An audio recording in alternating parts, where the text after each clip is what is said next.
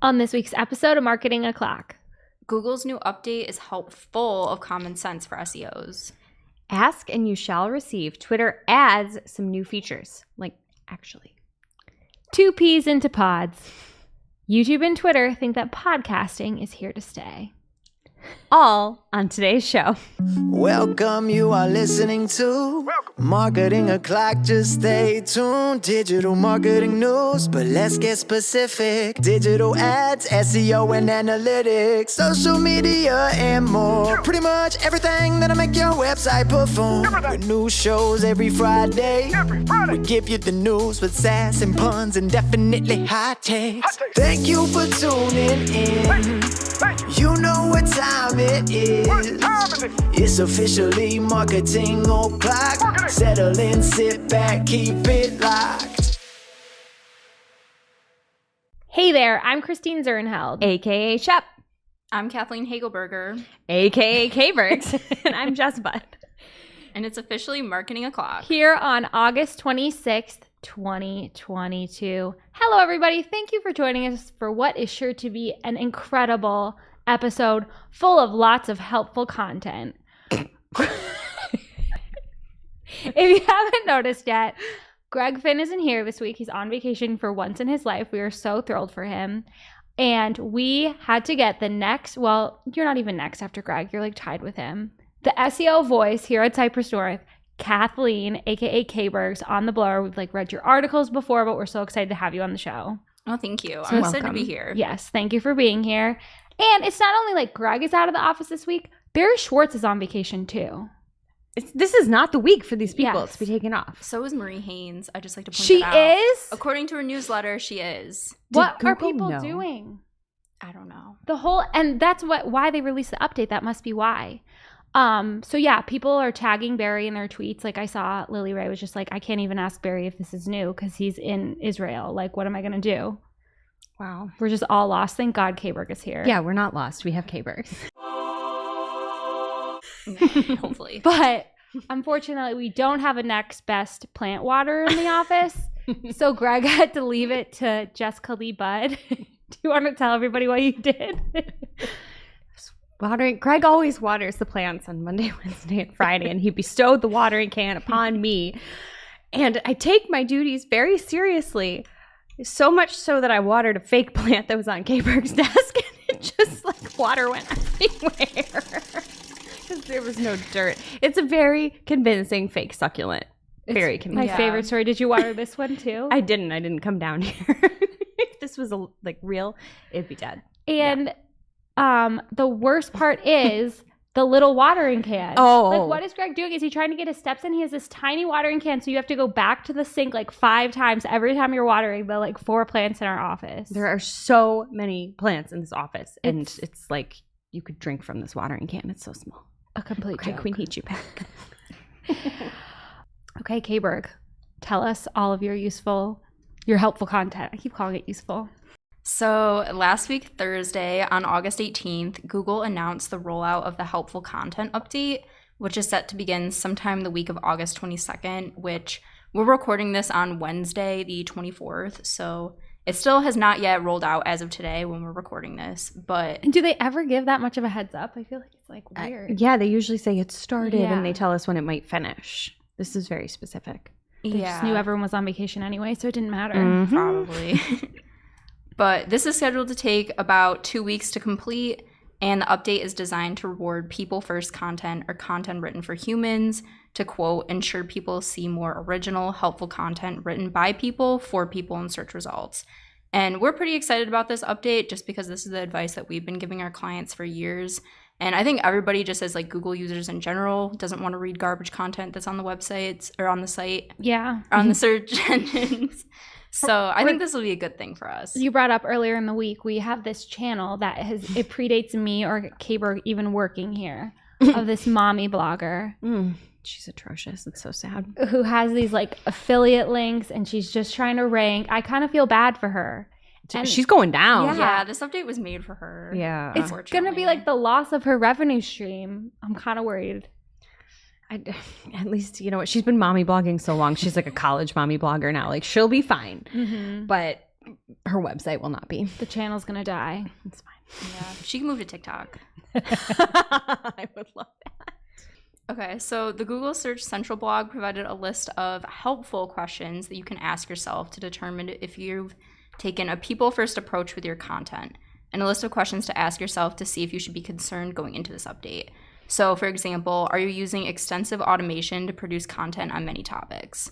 I hope not. Yeah, you would hope not, but some people are. We talk about a lot of people who do. Yeah. Like that guy who thought that the Google technology was sentient. I don't remember the name. Oh, yeah, that's right. story. And then he took a leave of absence. Oh, yeah. I hope he's okay. We never checked in. This update will only target English language content for now, but it will expand to include content written in other languages eventually. And Google did tell Barry Schwartz that this update also only includes search for now, but may potentially include other platforms like Discover in the future.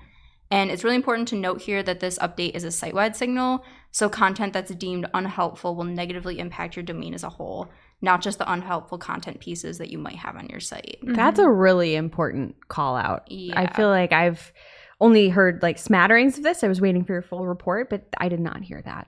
That's really important. You got to be careful. That's really important, folks. And And a lot of people use different content writers to contribute to their site, and somebody or a machine could hurt you. yeah. I feel like that needs to be the biggest takeaway here. I really. Yeah. And Alita Solis on Twitter posted a poll asking SEOs if they were concerned about the impact of Google's helpful content update on their sites. And 46.6% had a wait-and-see attitude about the whole thing, and 44.1% felt confident that their content is in fact helpful. So Danny Goodwin covered Alita's poll in his Search Engine Land article, SEOs Feel Content Ahead of Google a Helpful Content Update, and feels many site that was kind of a mouthful of a title, but he feels that many site owners are being a little bit too optimistic here. So as he pointed out, and like to reiterate, the helpful content update is a site-wide signal. So unhelpful content could still drag you down, even if some of your content would be considered like helpful. So important to keep in mind. Yeah, and just to come back with nonsense again, how I'm calling it the useful content, just imagine if it was, and instead of unhelpful, it would be useless content. Useless. You know what? That's how you should be evaluating stuff, though. If there's no point to it, just don't do it. Yeah, Useless. rebrand. Yes. Several other SEOs have been reacting around the web, including Marie Haynes, who published an article in Search Engine Land called Google's Helpful Content Update. What should we expect? And I found this to be really helpful personally. She said, and I'm paraphrasing, sites will be impacted over the course of a few months into different degrees, depending on the amount of unhelpful content found. If the classifier determines that content has changed to now be helpful and remain that way for a few months, the weight of the deranking signal will be reduced or even lifted. So if your site is negatively impacted by this signal, but you consistently work at improving the content on your site, you won't necessarily need to wait for another, well, this isn't a core update, but you won't have to wait for a core update or another update to see ranking improvements if Google believes that your site's content has genuinely improved over that time. So I also really liked in her article that she said that when you're thinking about helpful content, think about, would this content still exist if it wasn't for search engines? And I thought that was like a really good way to think about it. It shouldn't be. Why are we here? You know what I mean? Like, that's such a good point, though. Such a good point. But like Kayberg says, we've been telling people that for years, and many people have listened. Mm-hmm. Yes. Others have not. And that was Marie? Yes. Yeah, she needed a vacation after that, Jen. Yeah. And Barry Schwartz at SEO Roundtable said that this update will likely be felt more by sites with online educational materials, entertainment content, shopping, and tech-related content. So in his article, New Google Helpful Content Update to Change SEO, much like Panda did, Barry feels that the impact of this update may feel the same as when Panda or Penguin first rolled out, and it will force some SEOs to rethink their content strategies, which I think is definitely true. And Dr. Pete Myers at Dr_P on Twitter disagrees. He says, for what it's worth, my gut feeling is that, like most pre-announced Google updates, version 1 of the helpful content update will be more bark than bite, and it will evolve over the next year or so. And he says he certainly could be wrong. I'm not so sure I agree with his take, but we'll see. I think nobody really knows at this point like how this is going to go, but it's interesting to see like different SEOs weigh in on the web. And from Lily Ray's perspective, this update has been a long time coming. In her article, Google's Helpful Content Update to Devalue Search Engine First Content and Evaluate Authentic Expert Voices in Search, published on AMSIV Digital, Google has gained a reputation for ranking content designed solely for search engines and has faced increased criticism from Redditors and from others for returning inauthentic results, especially around affiliate content. So I read through the Atlantic article that she referenced in her post, and I thought that was like a really interesting perspective on the quality of search from someone who is outside the SEO community and doesn't think about this all day. So that's definitely worth checking out. And Proxima Web Design at Proxima Web Design on Twitter tweeted in response. Hillary Quinn. She tweeted in response to Danny Sullivan's helpful content update tweet, and they said that this update was basically Google's effort to stop people from putting Reddit in searches to get authentic information for their query, which harsh. That was Take of the Week nominee. You know, I got to pick it this week. That was up there. Yeah, that's pretty good. And I guess my take that nobody asked for. But yes, we did. Yeah. I think like this update is as much about Google attempting to right some of their wrongs that it is about getting content creators to right some of theirs. So I really think it'll be interesting to see like where this update takes us, especially in the long term, if it is like on par with Panda or Penguin, or maybe if, like Dr. Pete said, it's not going to be as bad. But overall, I think creating content for humans first is just common sense. Like this is what everybody should have been doing all along. So it's good that now everybody's thinking about it. What does everyone's mom always say? Common sense is usually not common. Yes.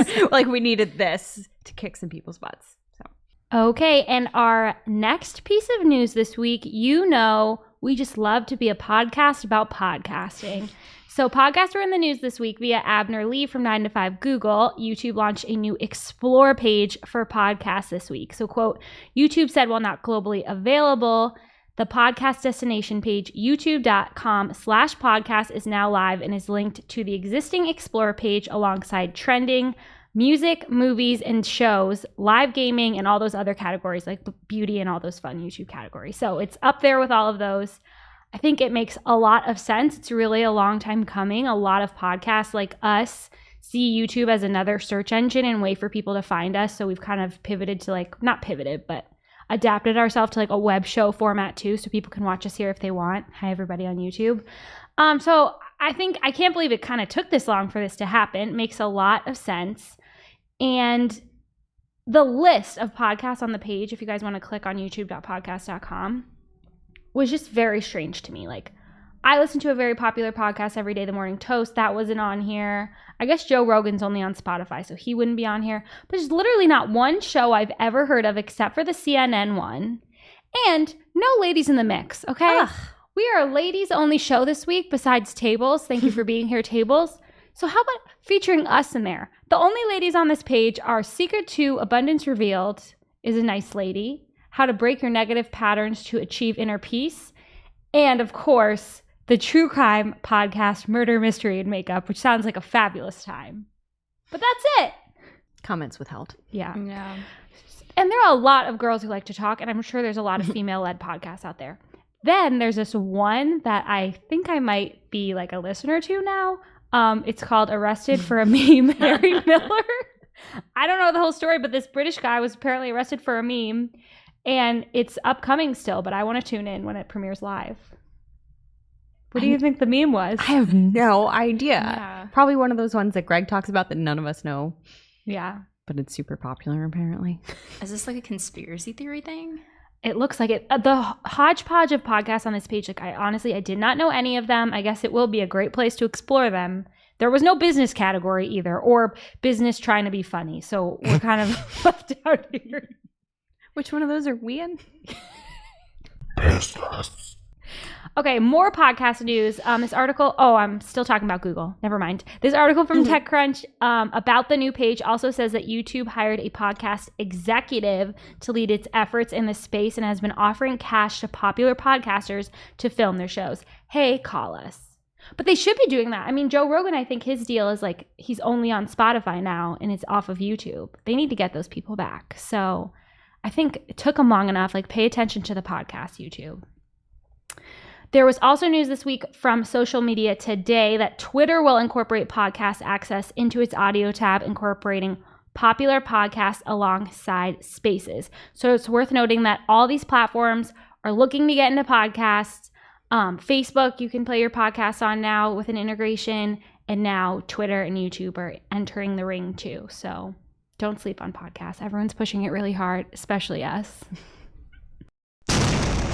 Now it's time for this week's Take of the Week. This is a #fire digital marketing take with extra spice served up for you. We simply deliver the take for your consumption. We give no opinions. We don't influence. You make the call.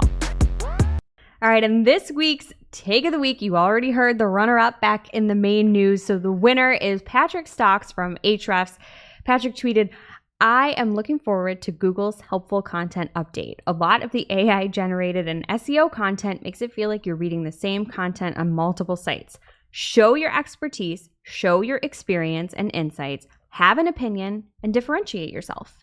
Like, yes on the internet and yes in life. Thank you, Patrick. Need I say more? Common sense. Now it's time for this week's ICYMI. ICYMI, people. This is something you just might not have seen. Maybe something that you overlooked, but you shouldn't have. ICYMI, people, from Colin Slattery at CJ Slattery on Twitter. He says, anyone else notice that if you're using a TCPA bid strategy, he shortened it to strat, you guys didn't need to know that, that ends up underspending the daily budget to keep that TCPA, that Google will at some point that month jam trash traffic at a much higher CPC at you to hit the 30.5, I think it's 30.4, Colin, for the month and tank performance. Part 2. This started happening in the last couple of months where performance will be consistently strong, and then all of a sudden in the second half of the month, CPCs will go up 50% and traffic will increase, but conversion rate absolutely tanks. I haven't seen this specifically, but I use TCPA a lot because I am in B2B SaaS and it just tends to work really well. And I had like a crazy week 2 weeks ago. Like, you just get used to it working so well. Like, smart bidding has gotten really good and you like can't take for granted and like not be checking in on your accounts, because I had this weird week where everything just tanked. And maybe it was because of this, but I don't like criminal. That. Shady. Yeah. You bringing that back? Now it's time for this week's Pew Pew Lightning Round. At this point in the show, we split up our content into 3 parts: paid, organic, and social. First up in the paid universe this week, Barry Schwartz is out on vacation. I hope he did this before. He has this article telling you everything that changed in Google Ads API version 11.1. If that applies to you, this is a great source to see everything that changed. I'm not one of those people, so I didn't read it. I'm so sorry, Barry. Check it out on seroundtable.com. All of Barry's insights are there. He's still working hard even while on vacation. From Peter Sapiga at Peter Sapiga on Twitter, I had a long conversation with a very senior Google product manager this weekend. Very senior. Very is in all caps. This made me think of like blind items. Do you guys ever read those? Crazy Days and Nights? What? No. It's when people submit like celebrity gossip, but they can't submit the celebrity's name for legal reasons or whatever. So they're like, this A+ list actor and this B- list musician were caught out together at Craig's. And I was trying to find a good one that was like relevant, like Winona Ryder or something, but there really wasn't anything good. She's relevant. I know who she is. Well, relevant to you. Thank you. She's on Stranger Things. I feel like that makes her relevant. There was one about, well, there just wasn't anything good out there. Oh. So Peter has 4 insights that very senior person gave him into the behind the scenes of Google Ads team. So as we head into a cookieless future, they believe the future of e-com will see your brand's website disintermediated out of the funnel. I think I used that word correctly. Product discovery and checkout will all happen on the platform you are viewing the content on. More on that later. Yeah. 2, even they don't understand what their new ad products, how their new ad products work. Very encouraging. The success of tools like Performance Max is entirely up to the AI. They train the model and get out of the way. Its underlying mechanics are a black box to Google internally as well. Peter, I just wish you hadn't talked to this person. I know. Comfortingly, he says, the Google Ads team is kept in a strict walled garden, separate from the privacy team internally to avoid any conflict of interest. And finally, he says they are hyper aware of the level of impact and scrutiny that their changes to the Google Ads UX or delivery algorithm have on global commerce. High-level project managers even get media training to deal with the headlines Google product rollouts may receive. But I don't hear that they're listening to us. They are not. Just that they're aware. So that's comforting. Menahamani, at Menahamani on Twitter, has just absolutely been killing it. If you want to try to figure out Performance Max, he is the person you need to be following on Twitter.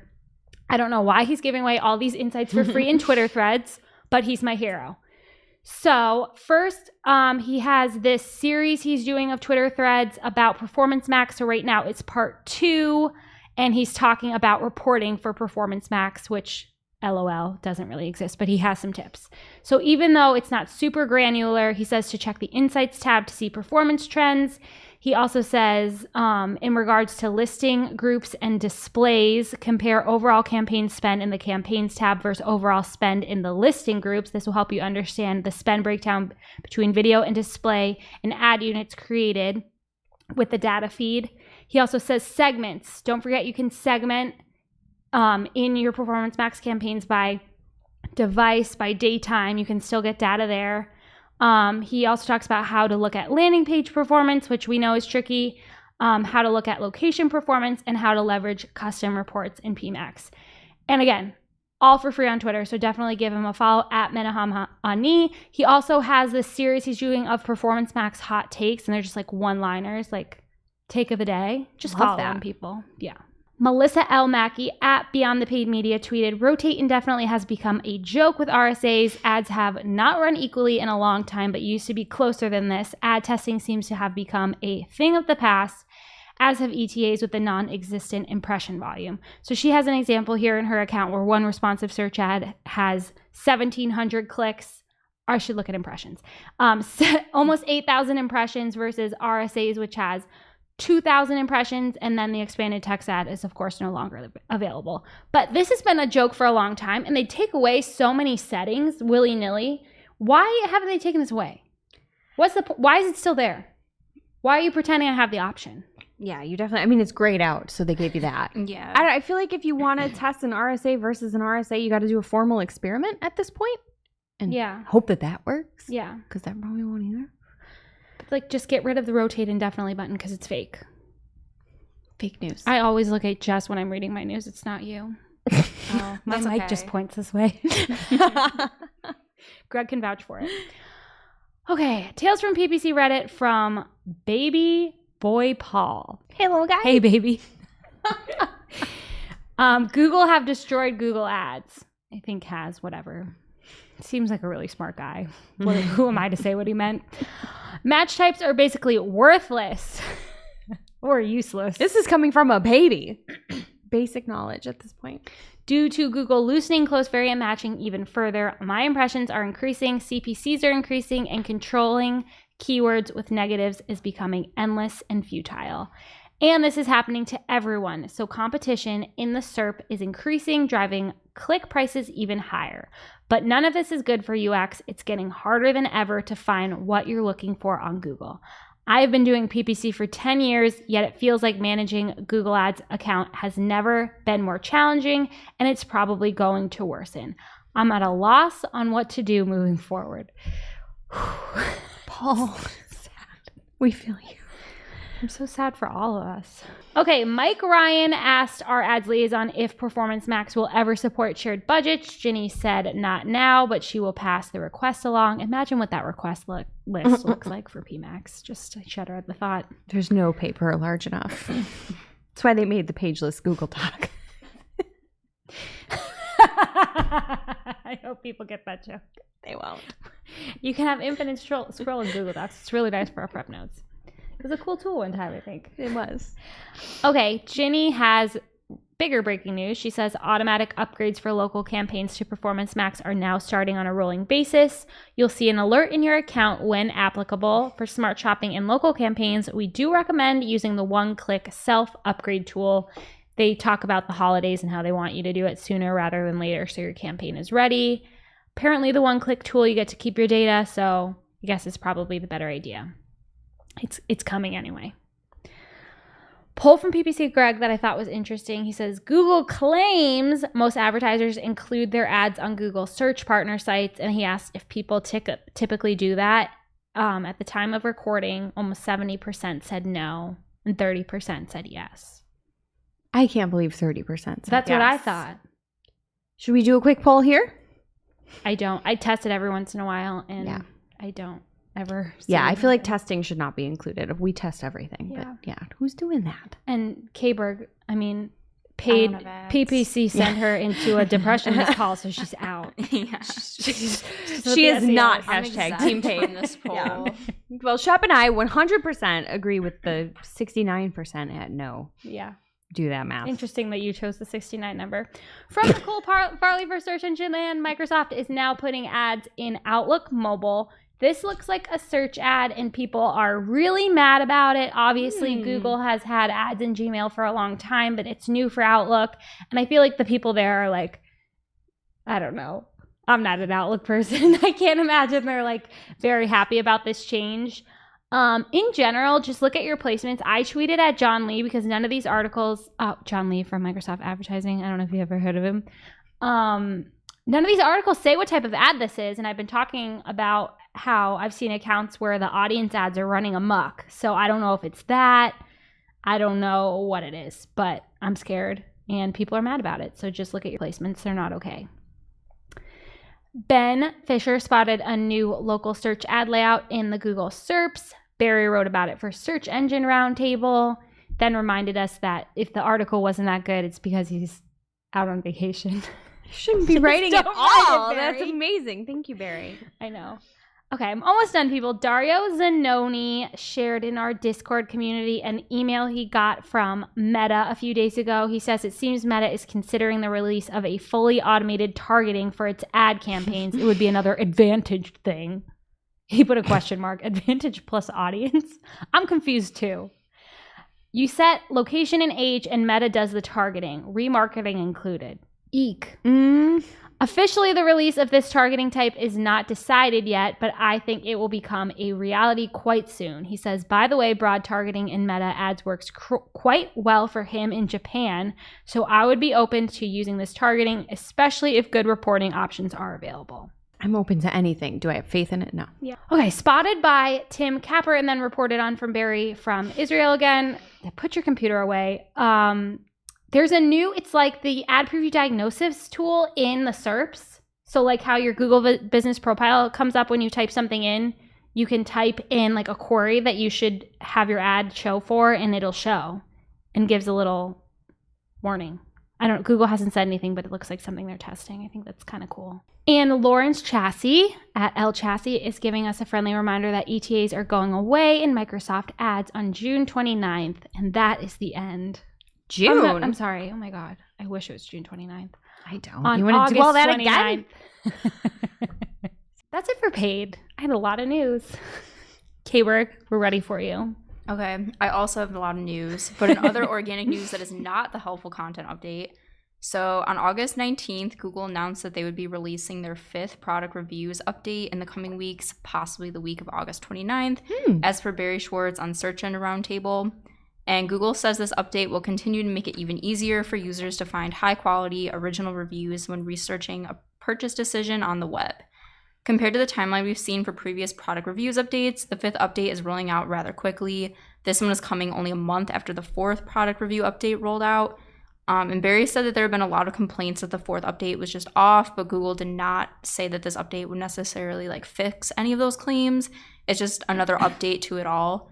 So my unsubstantiated theory that, again, nobody asked for, is that maybe Google is trying to get all the updates done early this year because everybody complained last year about the November 2021 core update being on Black Friday. So if they're stuffing them all in now in the summer while everyone's on vacation, which is inconvenient, but at least it's not during a holiday. There's stuff in that stocking. I like you looking on the bright side. Yeah. It's a good point. We complain when it's around the holidays. We should be thankful when it's not. Yeah. So should K-Bergs be up for the most optimistic about Google Clocksker?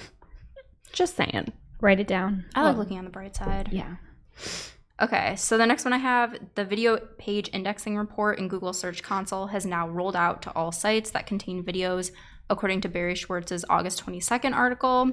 And we saw the new report in our Search Console accounts on Monday morning, and this past Monday. And it will be very helpful for troubleshooting any video indexing issues that you might have and to see how many pages on our sites contain videos that Google's identified. So this report doesn't cover structured data as Google notes in Google Search Console, just video indexing status. And video structured data can be found in the enhancements report if that's available. I knew this rolled out because I got an email like right when it did about an error on marketingoclock.com. Oh, I got one from a client asking me for help, and I'm going to pass it off to you, K-Burks, because I'm out the next 2 days. Same with the Marketing O'Clock one. Thanks. Yeah, I also saw this from the email, so it's okay. And it was also announced August 22nd that Google Search Console is improving the Core Web Vitals report. They said via their Google Search Central Twitter account, we're improving the Core Web Vitals report, party emoji. From today, we'll start surfacing URL level data in the example URLs, and we've made some textual changes to the report to make it clearer. Read more about the Core Web Vitals report at support.google.com/webmasters/ there's more to that, but you have to look at the tweet. So, and they also announced August 24th, they're just on fire this week, that the International Targeting Report has been deprecated from Google Search Console and will soon be removed. So they said, we continue to support hreflang and our recommendations for managing multilingual and multi-regional sites still stand. But the report is going away. How are we going to check for errors, K-Burks? I always ask you anyway. We could use that Merkle tool that I showed you. It is a pretty cool It's pretty tool. nice. Yeah. I love anytime they include the spider. What's his name again? Oh, The little crawly guy. I see him. Also, Yeah. the robot kind of has Greg Finn energy. Totally Yeah. does. He's having a serious yog over there. I don't... Do you have thoughts on this? They're not replacing it with any insights for us? Like, we're just supposed to do what they say and not have a Google tool to check? It doesn't seem like it. It would be nice if there was another tool. I know the current one they have is kind of janky, but It's not great. I appreciate. I know when they tell removed me the there's parameter errors. report too, that was like the day that I needed it for like once in my life. I was like, no. I retract that optimistic clock skirt nomination. Yeah. Girls having real She's feels being over there. real. And I also want to add just really quickly that when I was looking up how to say the word deprecated in advance of this episode, I saw this practice button underneath like the definition where you like sound it out that says practice and get feedback. And there's animated lips that will move as you say it, or well, as Google is saying it, which I've never seen before ever. But I thought this was super cool. So I just wanted to share that. Thank you. We've needed this. And I'm glad you're not the only one who is confused by deprecated versus depreciated. I thought it was depreciated. Yeah. They're two Google different says words. deprecated. Mm-hmm. Yeah. Everyone else says depreciated.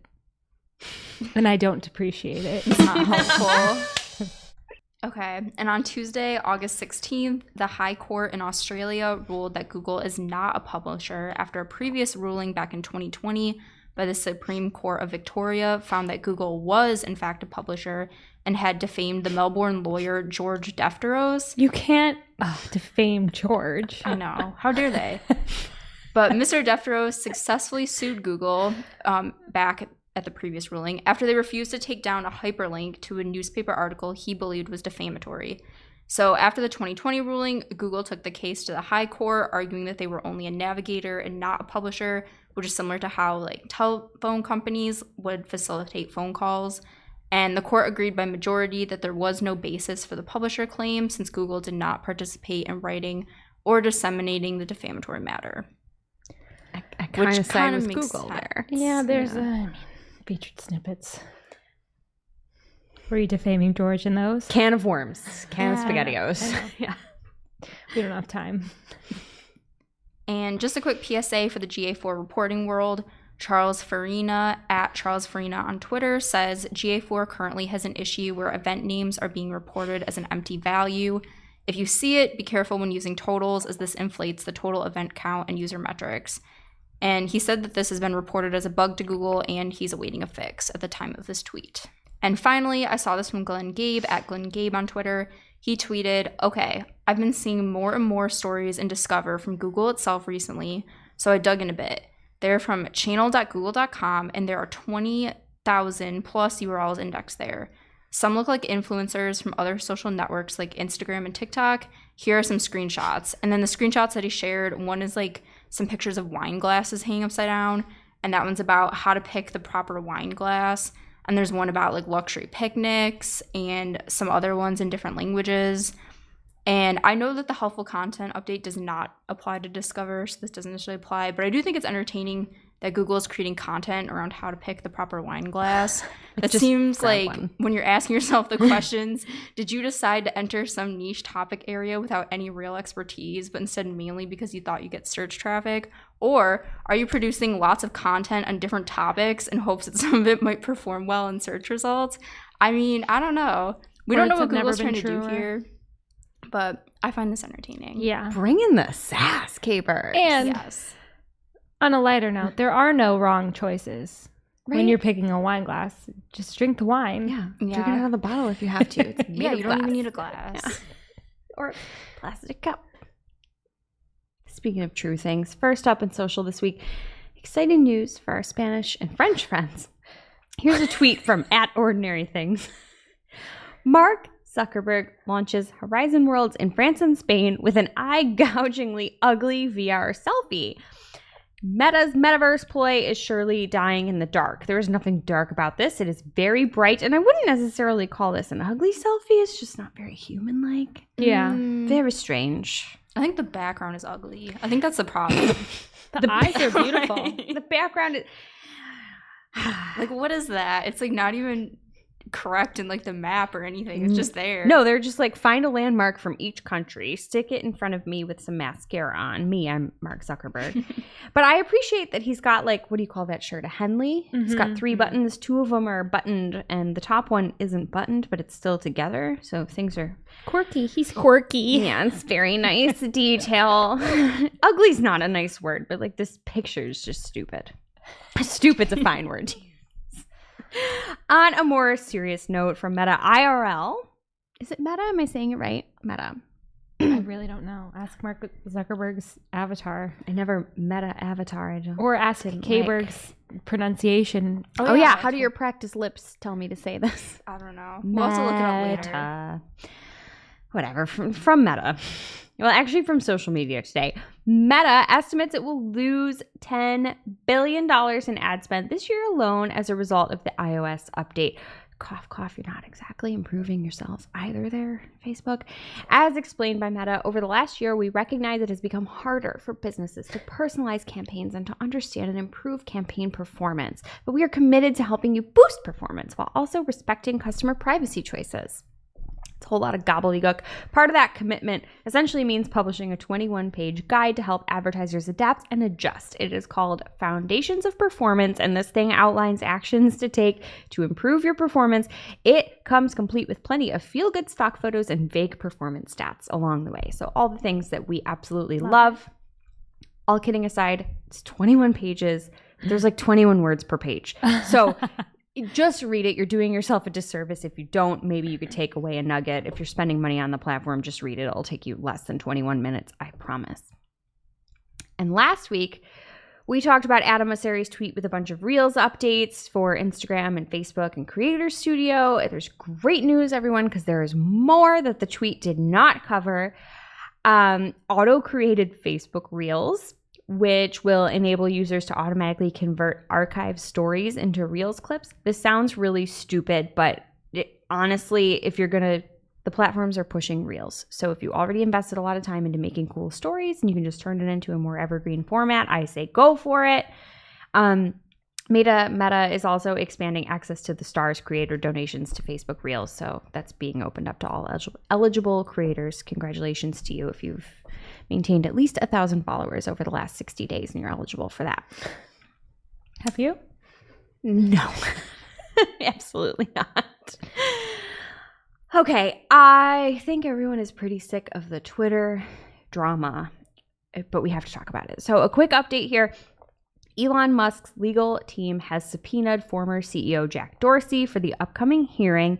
This news comes after a judge ruled last week that Twitter would be required to provide documents from the former product chief, Kayvon Beykpour, as part of Team Musk's evidence gathering process. That happened last week after we recorded.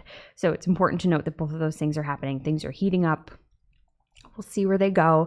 But the plot thickens as an ex-Twitter exec is alleging reckless and negligent cybersecurity policies, according to a disclosure that has been obtained by CNN and the Washington Post. This whistleblower has decided to identify themselves. It's Peter Mudge, in quotes, Zatko. I don't know where that nickname comes from, but it's in the document. He was previously the company's head of security and reported directly to the CEO, again, of Twitter. So guy knows what he's talking about, seemingly. So from the article, this is a quote. The disclosure sent last month to Congress and federal agencies paints a picture of a chaotic and reckless environment at a mismanaged company that allows too many of its staff access to the platform's central controls and most sensitive information without adequate oversight. It also alleges some of the company's senior-most executives have been trying to cover up Twitter's serious vulnerabilities and that one or more current employees may be working for a foreign intelligence service. Oh, no. End quote. That's really scary, but wait for it. The whistleblower also says that Twitter executives don't have the resources to fully understand the true number of bots on the platform. So it all comes back to Elon Musk and that whole thing. There's a whole lot more to it. To be fair, I think, too, we should note that the Twitter spokesperson who responded to this to CNN said that Mr. Zatko was fired from his senior executive role at Twitter back in January of this year for ineffective leadership and poor performance, and also that his allegations and opportunistic timing appear designed to capture attention and inflict harm on Twitter. They say security and privacy have long been a company-wide priority and will continue to be. So two sides to every story. Read it if you're into legal drama, but this thing is not over, essentially. Times are tough for the bird, but we're all marketers here, and we have reasons to rejoice. No way. About the bird? About the bird. From the lovely Nicole Farley at Search Engine Land. 3 new updates and improvements enable more privacy, better measurement, and additional web functionality, people. We have asked for years for Twitter to improve their ads platform. I don't know if they've been listening or if they just figured it out themselves, but there are things to be done, and they're doing some of them. Here's what is launched: an improved Twitter pixel with additional functionality to allow advertisers to measure more actions, such as adding to cart. Important. Simplified setup and event creation. Great. Better troubleshooting. There's a Pixel Helper Chrome extension that they've added updates to. I didn't even know that was a thing, so that's really cool. They've also launched a conversion API, which they're calling the C API or CAPI, which is really cute. It enables advertisers to connect and send conversion events without using third-party cookies, improve and optimize ad targeting, and better understand the path that users are taking as a result of their campaigns. Love to see that. They've also launched a new goal type for campaign optimization app purchases. So advertisers can go after folks that are more likely to install an app or make a purchase within it. It's currently available on Android with an iOS launch coming in the future. So those are things that have launched now. They also announced upcoming launches of collection and dynamic product ads, great for e-commerce folks, and web conversion optimization. So lower funnel actions happening on your site, optimizing for them with Twitter ads. I feel like we wanted this 7 years ago? But why did it take so long? I don't know. Okay. I don't know. I guess we just have to be happy that it's here now. Just in time for the holidays. Using an edit button on their ad platform. You can pay for sort of that if you want. For more money starting October. Good news just keeps on rolling. This is also from Lady Farley. Pinterest introduces hosted checkout for merchants. The new feature attempts to make the checkout process easier for merchants to convert shoppers by removing several steps. So it used to be that advertisers had to tag their products in pins, and then a user would click on that pin, they'd be taken off of Pinterest to the merchant's website, and then they would have to still add that product to a cart and check out. Now, with this hosted checkout, there's just a lot less friction. When a buyer finds the product, they can buy it basically without leaving the page. They can enter payment, shipping details. The process is done. This is currently available for just the US only, and only for select Pinterest verified merchants that are using Shopify. But Pinterest has been rolling out a lot of updates pretty quickly, so hopefully this will come to more folks soon. I'm really excited. Just in time for the holidays. I'm not going to stop. That's dangerous for me. Yeah. Are you a big Pinterest user? Yeah, I love Shopper? Pinterest. I honestly, a lot of things like clogs, I found them on Pinterest. So It's bad for On me. your phone or computer? On my phone. Wow. I don't think I can log into my computer. I have not used Pinterest since like decorating my baby nursery. Yeah, I feel like it's very situational for me. But I'm glad that the young kids like K-Bergs are using I'm it. happy for you. Yeah. Thank you. And I'm happy for Alessandro Paluzzi because he's just always finding things. He said, #Instagram is working on the ability to invite someone to your add to prompt or add yours, whatever. So add yours, please. Another nugget from him. Instagram is working on IG Candid Challenges, a feature inspired by, I love that he tagged the Be Real app and put the little eyes emoji because apparently Instagram is coming for Be Real. Engadget got the skinny from an Instagram spokesperson who said the feature is just an internal prototype and it's not something that they're testing externally, but let's be real. They're trying to copy everyone. Stupidest thing I've ever heard. So stupid. I'm into Be Real. I'm not actually, but I feel like it could be really cool. Instagram doesn't need to be it. Be real. Be Real is cool. Could be real cool. Are Do you use on it? there? Yeah. No way. I love Oh it. my God. Thank God you're here. Yeah. Tell us more. Well, I like it because it's like you don't have to like Instagram is like very curated. There's a lot of like influencers. There's a lot of like shopping. Like there's ulterior motives. There's no ulterior motives on Be Real. And when you post something, is it like responding to someone else's message, like Snapchat, or it's public? No, it's like private. You can post publicly to like a public feed and then everyone could find it, which is cool because you can see people posting things from like around the world and it's just like very casual. But in your own feed, if you want to see like what anyone else has posted from that day, you have to post something. Okay. And then once you do that, it's kind of like unlocked, I guess. So you can see. But you like- could pick any time to do your post. Yeah, theoretically, once you get the notification, That is 2 a.m. Let's do it. you could. If it comes at that time. I'll be up. Y'all won't.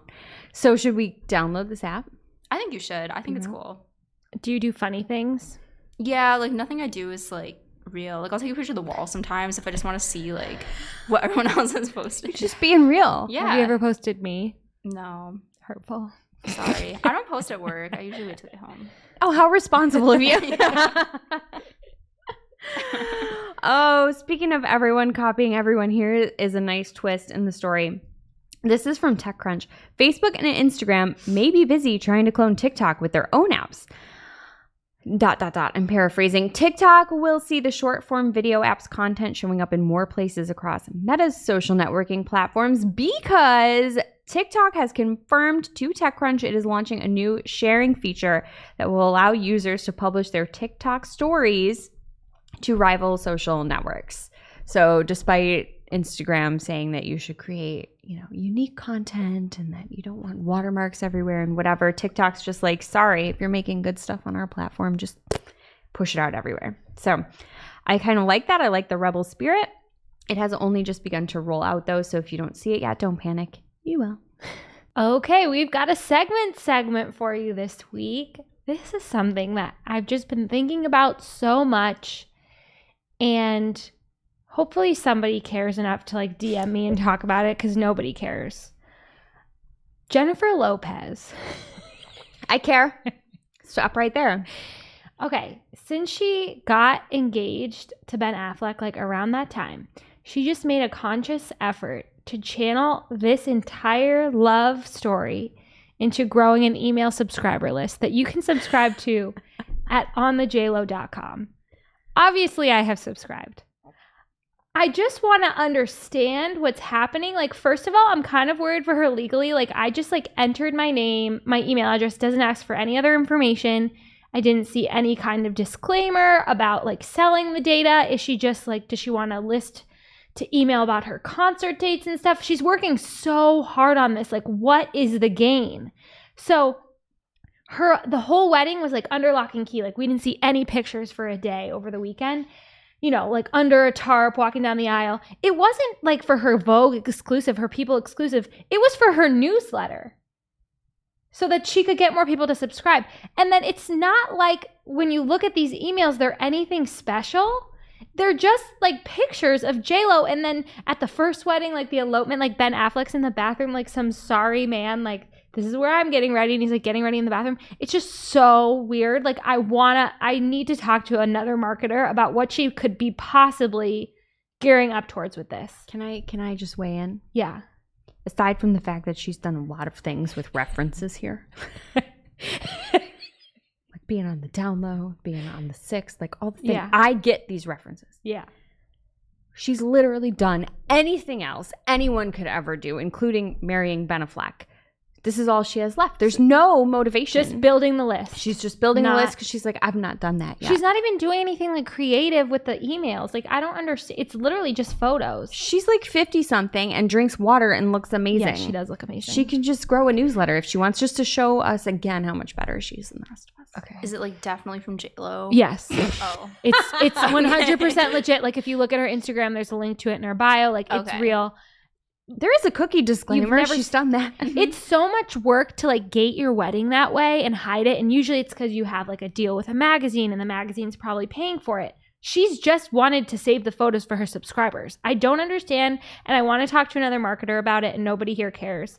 Also, I did name the segment. I forgot. Sorry, Greg. It's subscribing don't cost a thing. I get that reference too.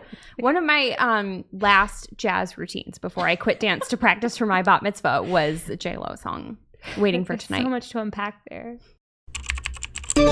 And that brings us to our real life segment, straight out of our accounts and into your ear holes. It's time for Working Hard or Hardly Working, where we talk about what's going on in our IRL work, good, bad, or otherwise.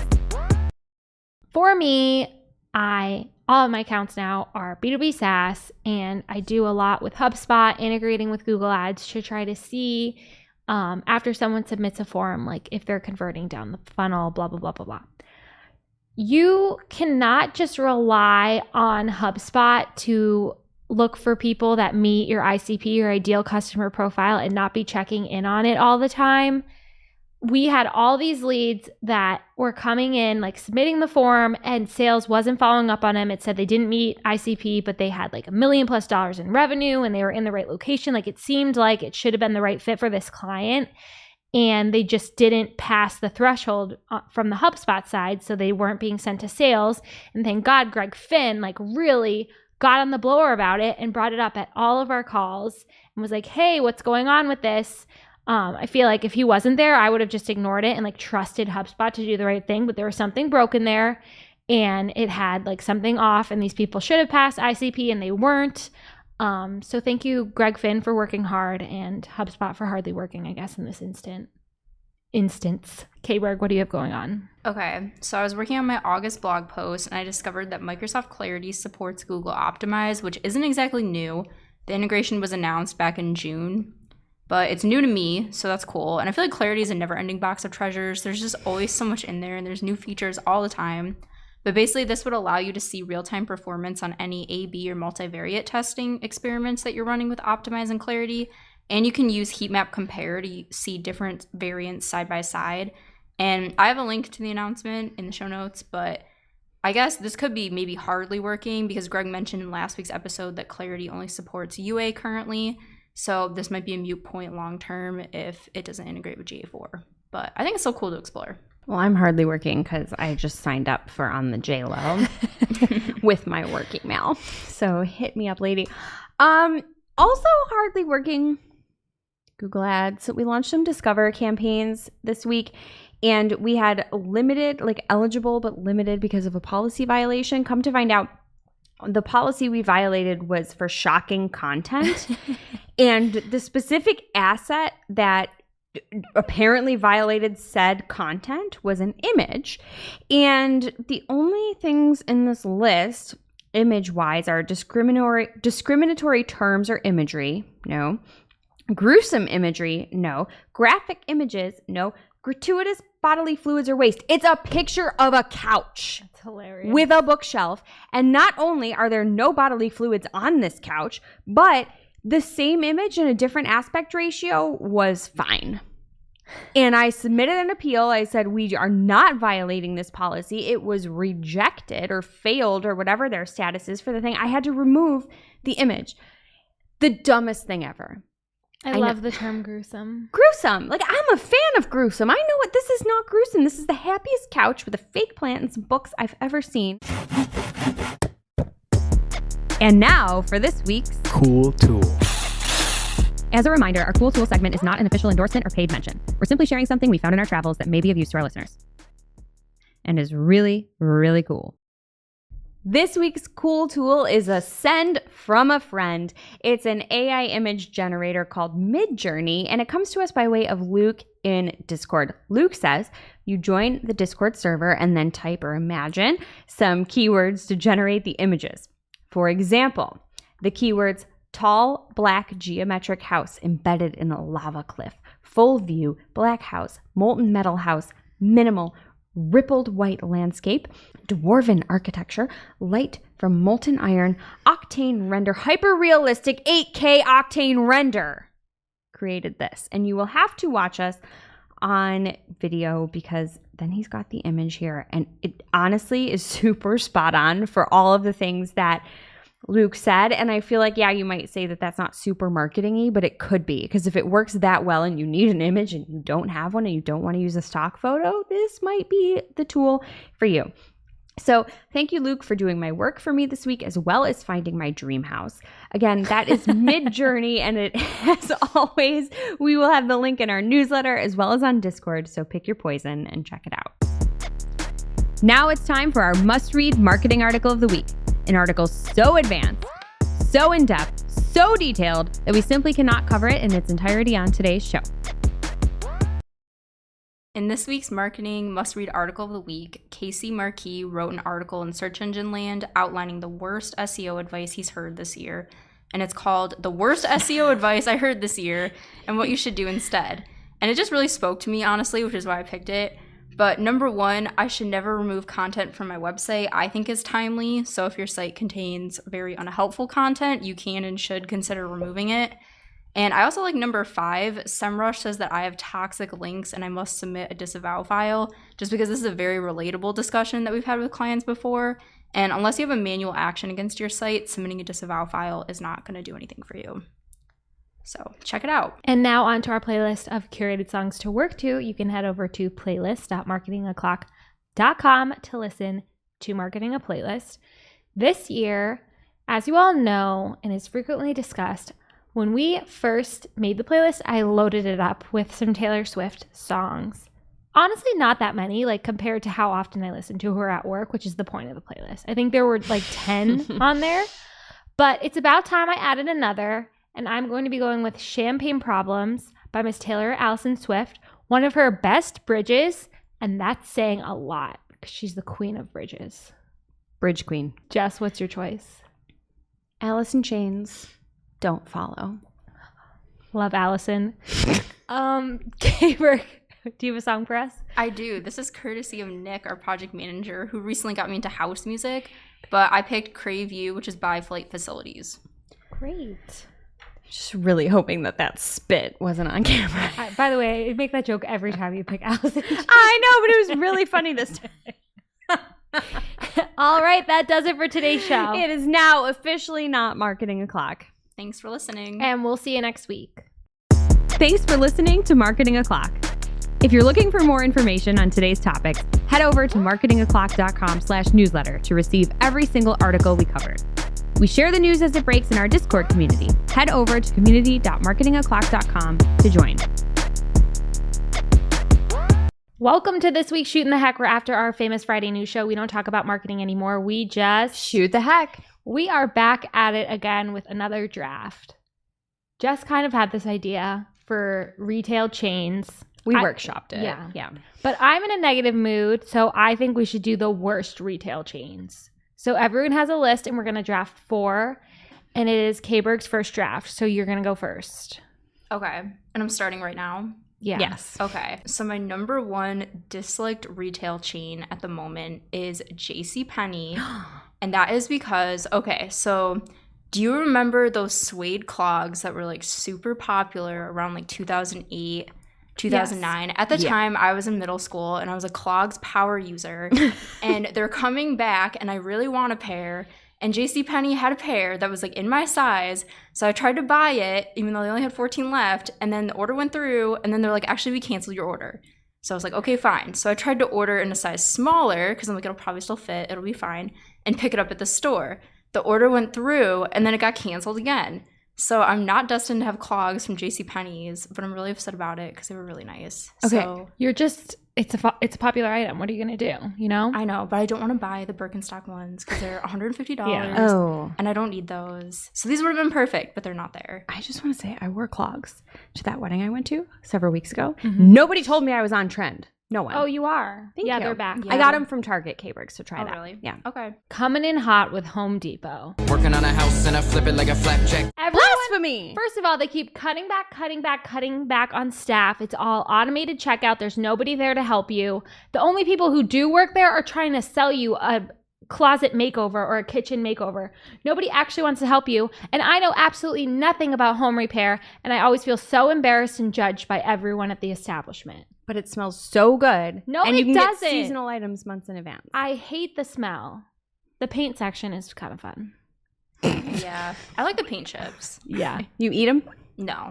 I just look at them. That's good. That's a healthy choice. Okay. I'm going to go with worst retail chain, Ollie's. I feel like they have good stuff cheap. Their signs are funny, but I don't like a store that you're just supposed to go in and wander and hope you find something. Like, you can't go there with a goal. Yeah. And I find that annoying and I don't like it. So while you can get a great deal on whatever they might have this week, I'm not going in there for that reason. I've never been to one. Don't start now. Tables. I really dislike the Dollar Tree. What? I feel like no matter what, when you go in there, it's either candy or something's going to break or it's like frozen food. Like the only thing it might be good for is like a wedding card or a graduation card if you're in a pinch.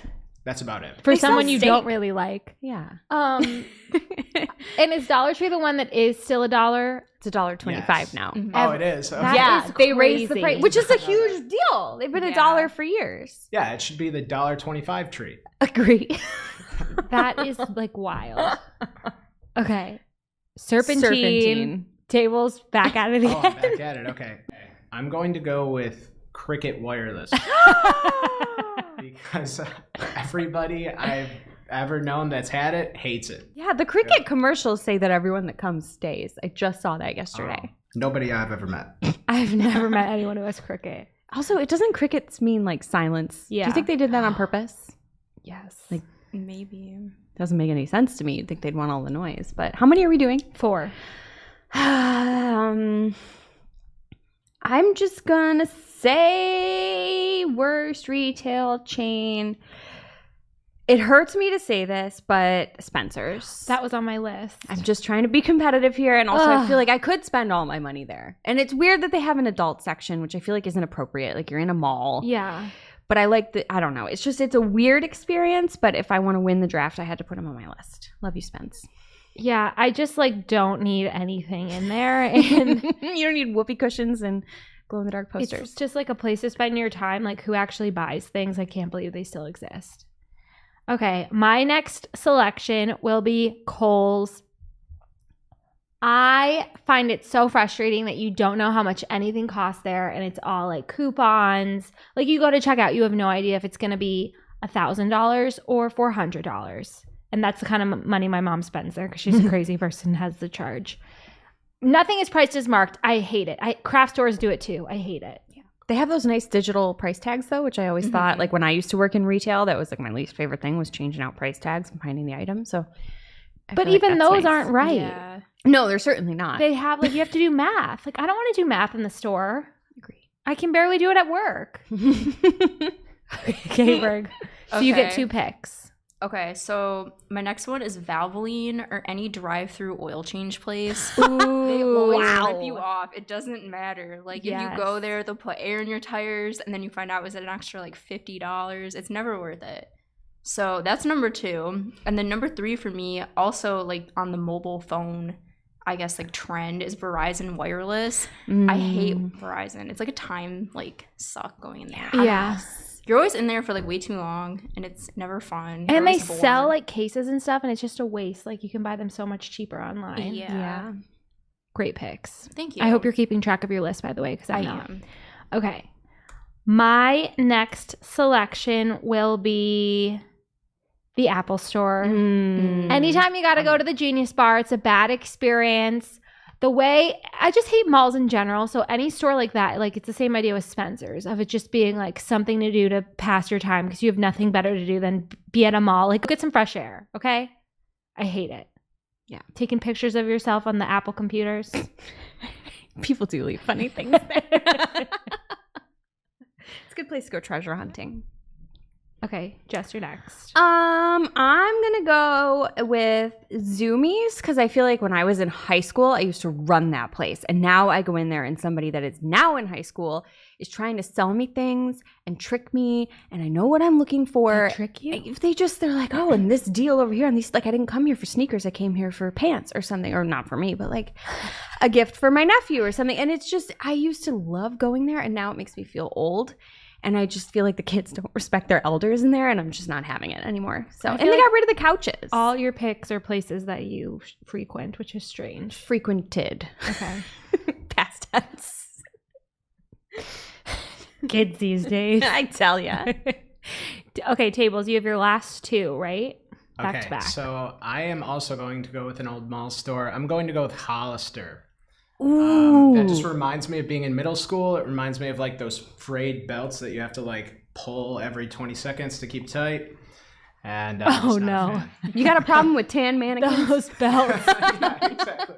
And the smell. It's so Yeah, the strong. smell. It smells like a mixture of like Axe body spray and bad cologne. It's terrible. Sarah, Data by Sarah, from our data department, was saying that the Boulevard Mall here, one of our local malls, turned the old Hollister into a bookstore. They did. And it like still smells. Oh, I nice. bet. Does it still have the gazebo out Yeah, front? it It does. still has, and like, the books yeah. are like lined up underneath like the awning. That It's is so funny. sad. Ridiculous. What's your last pick? Okay, let's see here. I really don't like Walmart. It's stressful. It is a terrible place. Good deals aside, And it's a I terrible don't think place. I have to elaborate on that. Yeah. Yeah. I do like the one in my Just pick hometown had a one. TCBY before frozen yogurt. It was cool. It was nice. And yeah, the ones with the Subway for the win. But it's the same thing that you were saying about Home Depot. Like Yeah. they don't have people that work there anymore, Mhm. and it's impossible. Okay, Jess. This is really hard. I'm just gonna, you know what? I don't need a Yankee Candle store. That's a good one too. I don't need it. I love a Yankee That is a good Candle. one. I don't need a store. I forgot about the Yankee Candle people. I'll guess at a cent and I'll have it delivered to my home. I don't need to walk in and smell all the smells at once and then you can't smell a candle. And so overpriced. So overpriced. Yeah. Okay.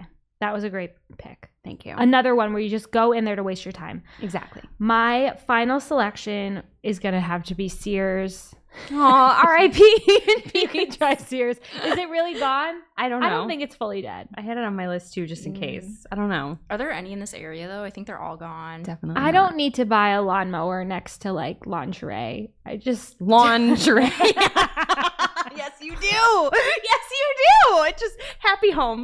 And then it's the worst, like stores like that in general, when you have to go there with like your dad or like someone, and you're like looking at the grills, and like, it's always right there. Like, no, thank you. Oh, that's so funny, Chef. Okay, K-Berg, you have one more left, right? Yeah, I have Okay. one more. And my last one is Tivana at the mall. Ooh. Just because I feel like it's kind of like a useless store. Like all they have is tea. Also, when I was in middle school, they asked me to leave because me and my brother were drinking all the free tea and not buying anything. You got kicked out of a Tivana. Well, really nicely. Like she didn't like outright kick us out, but she was like, if you're not gonna buy anything, like basically, can you like maybe consider leaving? That's amazing, K-Berg. Yeah. Oh, wow. I'm so glad I know that about you. Yeah. Okay, everyone run through your list, and then we'll have to do a poll. Okay, so JCPenney, Valvoline, Verizon Wireless, and Tivana. I didn't think about the oil change. That was a really good choice. That is. I have Home Depot, Apple Store, Kohl's, and Sears. You can try Sears. Mean Girls, right? Okay, just checking. Ollie's, Spencer's, Zoomies, and Yankee Candle for me. I have Dollar Tree, Cricket, Hollister, and Walmart. What a lineup. Okay, happy shopping. We'll see you next week. See ya.